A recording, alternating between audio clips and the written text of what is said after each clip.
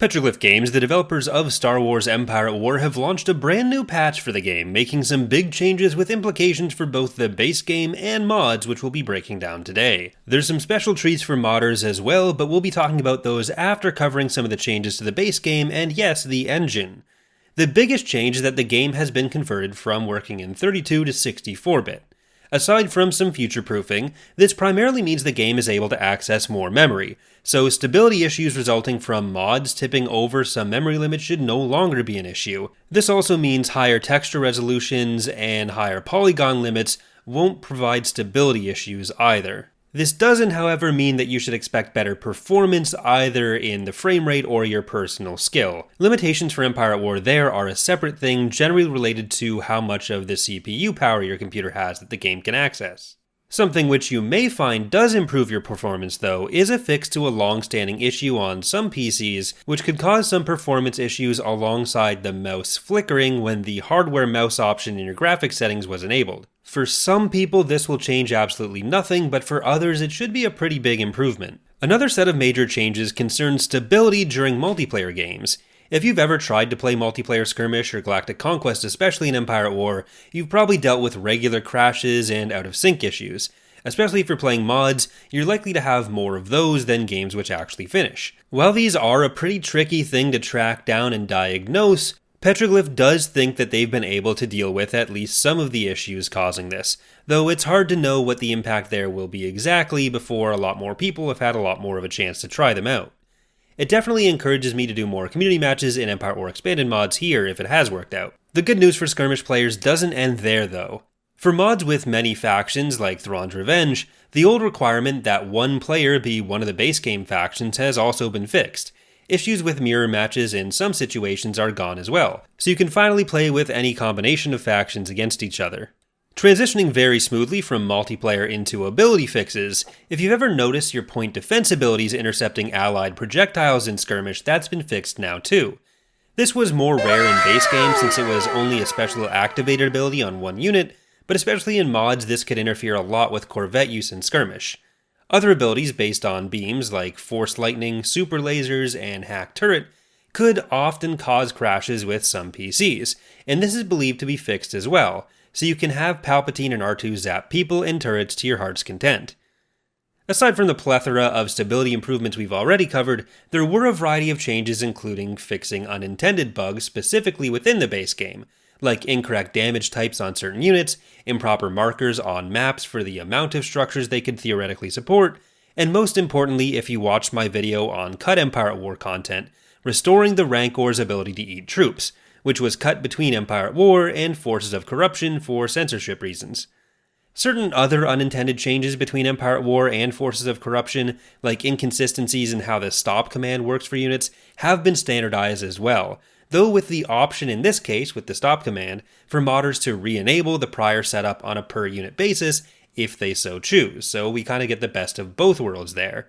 Basically, in one version, units given a stop command will entirely stop and not even shoot until given another order, ignoring deceleration and other stats as well, where in the other it'll cancel the move order but respond more normally. There were additionally issues where units with their weapons coded directly into their unit coding rather than coded as hardpoints would only use one setting for inaccuracy no matter how accurate they were set to be against different types of units. This is part of why most mods primarily work with hardpoints, even for vehicles or infantry with one weapon type. From the player side, you may think of hardpoints as just being the things you target on ships, but it's basically any weapon coding that's attached to a unit. So even if you can't target weapon subsystems specifically, if there are two different types of weapons on a unit, that means it does actually have hardpoints if you look under the hood. But now, all of these situations should work consistently with how accuracy is supposed to work in the game. The usage of hardpoints on units like infantry to get around some of these issues, as well as allowing them to fire while running, did reveal another issue with transports and bunkers which were added in Forces of Corruption. When units with hardpoints would get into transports, they'd leave behind their hardpoints. So a unit could be across the map in a transport and it would still be able to fire at passing units from where they were loaded in.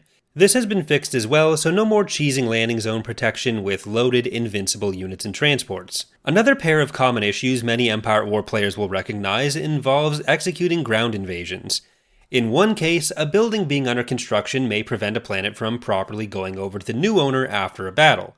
And in another, heroes which are only present on the galactic level, like Mon Mothma and Tarkin in the base game, would break ground invasions entirely. If they were the only unit on a planet, you could try to invade, and then the entire stack would just go away. Both of these issues should now be gone, and invasion should work as intended. There's yet another little change which doesn't change much in the game directly, but is a pretty cool niche little feature. The names applied to units, which are pulled from a list in some text files, no longer just pulls the first name in the list not currently being used by another unit currently under construction, which means you should start seeing a lot more variety in the names of units that you come across. Modders are actually even able to pull the name connected to a specific ship in Lua scripting now, which may open up some neat possibilities. Even more impressively, we have something which could be a complete game changer for Empire at War modding, and which opens up so many possibilities. You are now able to identify the same specific unit between tactical and galactic mode, and you can track it. This was basically impossible to determine between multiple instances of the same unit before. So say you wanted to do something with Star Destroyer A on the galactic level based on something that happened in a battle with that specific Star Destroyer. Once you're back on the galactic level, modders had no way to tell the game what Star Destroyer A versus Star Destroyer B. This is why if you have played the Thrawn's Revenge mod, mechanics like Super Star Destroyer persistent damage and World Devastator's upgrading were only able to work when they involved a unique unit type. Since there's only one unit of that type, you're always able to know that that unit is the one you want to make whatever change it is to. You could always get the ID of a unit in battle or on the galactic level, but those objects are technically not the same, so they weren't connected in a way our scripts could interact with.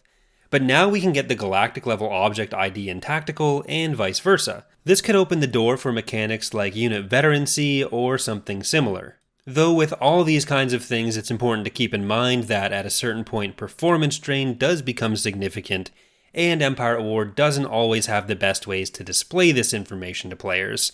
But really, with some creativity, it'd be hard to overstate the possibilities that this opens up. Another helpful change, which helps us in Empire at War Expanded especially, is that we now have the ability to maintain the player's chosen difficulty level and the current tech level when using the Load Campaign story event. I don't think most mods, or necessarily any other mods, use this, but we use it for loading the different maps for different eras in our progressive campaigns, which is why players always have to choose that difficulty setting after loading in. The new fields which allow us to track this open up some new options for, well, options, especially when it comes to how we can handle the branching story possibilities from playing through our story-driven campaigns, which also use that kind of scripting to go between the historical maps. Usually there's no data that you can pass between them, but now being able to play with at least difficulty and tech level, we might have a few things that we can use to load different maps and give them different things to do without having to have a new copy for every potential change. For example, in Fall of the Republic, the Malevolence can survive the Hunt for Malevolence Galactic Conquest and go into the Rimward campaign, which currently means we need a copy of the Rimward campaign with the Malevolence and a copy without it. But if we're able to piggyback on the tech level for something like that, then we'd potentially be able to eliminate some of those redundant sets of Galactic Conquest code. Well, that does it for the big in-game changes. There's two really helpful tool updates now available to modders as well, which we've been wanting for over a decade. The first is that the uncompiled story Lua scripts for Forces of Corruption have been made available. This doesn't necessarily open new possibilities per se, but it does allow modders to reference how certain things were done, which have been fairly unclear before. We've always had access to the uncompiled scripts from the campaigns in base Empire at War belonging to the Rebels and Empire, but the Xan Consortium campaign has never been successfully decompiled or provided to modders. With uncompiled code, we're able to actually read what's going on in it and see how it works. Secondly, the map editor for tactical maps has become a lot more powerful. If you've ever used it before, there were some tabs which were not available to us, specifically the decals, the tracks, animations, and cinematics, as well as the object overview dialogues.